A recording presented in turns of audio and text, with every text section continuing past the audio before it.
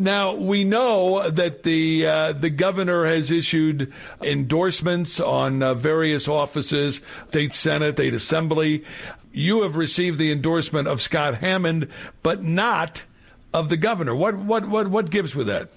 Well, so here's the thing, and we talk about some pretty interesting, mistakes when it comes to Senate District 18 and the candidates that are going on with it. You may have heard, I'm sure you have, that the governor's team decided to employ what they call the Reid machine, and it was a tactic that Harry Reid's group was using, where they wanted to pick who was going into what offices, right? So in this case, the governor's team wants to control legislators by cherry picking his friends and his loyalists to be in those legislative seats. Even though Scott Hammond did endorse me, the governor's team wanted to pick Steinbeck, which is a friend of the governor's.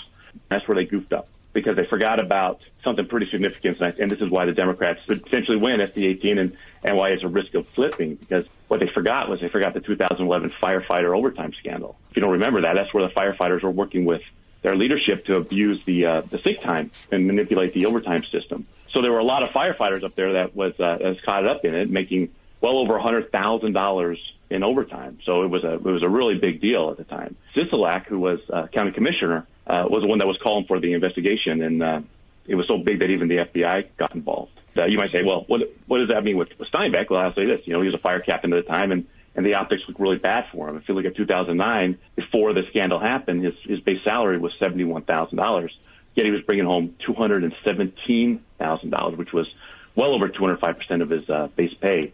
That's not including benefits. You can kind of see the track happening. 2010, people started asking questions. His overtime starts dropping significantly. 2011, when there was a full investigation that Sisolak called, his overtime pay dropped to $19,000. So you see this humongous chunk.